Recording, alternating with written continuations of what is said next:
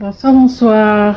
Bonsoir les parents engagés et tous les parents qui passeront par ici. Je fais cette vidéo pour dire, attirer notre attention et nous dire de la même manière que nous adultes, nous avons besoin de paix, nous avons soif de paix. Il est clair que le monde a besoin de paix, le monde a soif de paix. De la même manière, les enfants ont besoin de paix. Il n'y a aucun enfant normal qui n'a pas besoin de paix, qui n'a pas soif de paix dans son cœur, qui n'a pas en lui cette soif de vivre dans la paix, dans la quiétude, d'être dans une famille harmonieuse. Tous les enfants ont cette soif en eux. C'est important que nous soyons conscients de ça et que cela puisse nous aider à ne plus nous sentir libres de faire certaines choses bizarres devant nos enfants, pour les frustrer, pour les décourager, pour les blesser, pour les briser dans leur âme, pour briser leur âme en fait. Beaucoup de choses, de comportements bizarres que nous avons à l'âge adulte, en fait, je dis beaucoup, pas tous forcément, mais beaucoup de comportements bizarres que nous avons à l'âge adulte, nous l'avons cultivé dans l'enfance. Ce sont des choses qui ont été semées dans l'enfance parce que il y a un temps de semence dans notre âme et un temps où les fruits vont être difficiles.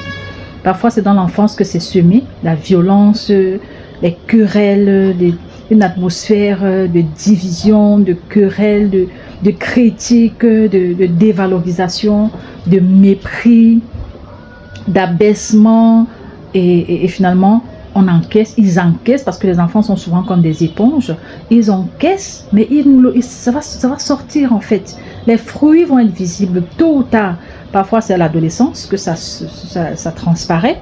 Parfois, c'est plus tard à l'âge adulte. On se demande, mais attends, il était calme ce gars, j'ai fait le lycée avec lui, il était calme, il était posé et tout et tout. Mais en fait, la semence était déjà là. Faisons très attention à ce que nous faisons ou ne faisons pas en présence de nos enfants. Ce n'est pas un jeu. Oui, je sais qu'il y en a qui vont dire, ah, toi aussi, t'exagères, tu le prends trop à cœur, tu y mets trop de sel. Oui, mais sauf que aujourd'hui, on a affaire à des drames qu'on ne s'explique pas et qui pourrissent notre société. Et tous ces gens qui commettent ces drames bizarres, ces assassinats, ces homicides volontaires, ces suicides et autres, la drogue qui prend de l'ampleur, c'est pas des blagues, Donc, pourquoi est-ce que je serais en train de blaguer sur un sujet aussi important alors que les crises que la société connaît ne sont pas des blagues? On n'est pas dans un film. Dans la vraie vie, il y a vraiment un problème. La société a un problème. La famille a un problème. Et je dis, tout ça commence à l'enfance. Quand l'enfant est petit, parfois même à partir du ventre, il reçoit déjà les semences du rejet. Parfois, c'est depuis le ventre qu'il ressent qu'il n'est pas le bienvenu, qu'il n'est pas accepté, qu'il n'est pas attendu, il n'est pas accueilli. Et je vous rassure, l'enfant le reçoit par vos émotions, les émotions de la mère, les paroles qu'on dit. Ok, peut-être j'aurai l'occasion de vous partager des témoignages de parents qui peuvent vous en dire plus, qui ont vécu des expériences palpables de leurs expériences pendant la grossesse et qui ont poussé leurs enfants à adopter des comportements ou à avoir un profil problématique entre guillemets. Mais je vous rassure, tout ce que nous faisons avec nos enfants, à nos enfants, devant nos enfants, a un impact, que nous le voulions ou pas. Mais ici, aujourd'hui, je veux parler de paix. Les enfants ont besoin de paix. Les enfants ont besoin de paix. Arrangeons-nous, mais sachons que les enfants ont besoin de paix. Oui, il y a des problèmes qui ne dépendent pas de nous d'une certaine façon, parce que pour d'autres aussi, on va voir que nous pouvons y travailler si nous le voulons, si nous avons suffisamment de volonté et les moyens de le faire. Mais il y a des situations de crise qui nous dépassent, ok, et on n'arrive pas à gérer, et puis finalement on se retrouve en train de se tirer devant les enfants. Mais ce n'est pas l'idéal. Les enfants n'ont pas besoin de ça. Aucun enfant n'a besoin de vivre ça. Et je veux même rentrer encore à un niveau individuel pour dire que de nous à eux, ok, mon enfant et moi, en prenant chaque enfant individuellement, aucun enfant n'a besoin d'être en tiraillement avec son parent. C'est pas de gaieté de cœur. Si vous le vivez avec un de vos enfants, sachez que son cœur n'est pas tranquille d'être en tiraillement avec vous, d'être tout le temps en conflit avec son parent. Aucun enfant n'a besoin de ça. Vraiment que le Seigneur nous aide à arriver à discerner où est le problème, qu'est-ce qui ne va pas. Mais c'est pas agréable Aucun enfant n'a besoin de ça. La paix est bien. C'est une expression qu'on utilise ici chez nous au Cameroun pour dire qu'il faut éviter les problèmes. La paix est bien, mais elle n'est pas bien que pour nous les adultes, elle est bien aussi pour les enfants. Et vraiment, je voudrais nous encourager aujourd'hui, autant que cela dépend de nous, de créer une atmosphère paisible dans nos maisons, de créer une atmosphère qui rassure nos enfants, parce que la construction de leur personnalité dépend aussi de l'atmosphère de la maison. Qu'on le veuille ou pas, ces choses-là, c'est qu'on le veuille ou pas, je ne sais même pas comment le dire, mais c'est qu'on le veuille, je dis que vous en soyez conscient ou pas, que vous l'acceptiez ou pas, que vous disiez que j'ai raison ou pas, ça ne change rien à la réalité. La réalité, c'est que tout ce qui se passe devant, avec, en face, je ne sais pas moi, de nos enfants, tout ce qu'ils voient, qu'ils entendent, qu'ils ressentent, pendant qu'ils sont sous notre toit, ça contribue à leur épanouissement ou à leur destruction. Ça contribue à la construction de leur personnalité, de qui ils sont, ok, ou de qui ils deviendront à l'âge adulte. Que vous le vouliez ou pas, ça se passe comme ça. C'est pour ça que j'encourage à l'intentionnalité. Intentionnalité. Soyons intentionnels, mes parents, chers parents, soyons intentionnels. Faisons des choses avec un objectif. Voilà, je fais ceci parce que je dis pas qu'on ne doit plus rien faire de manière spontanée, mais même la spontanéité peut être intentionnelle. Hein.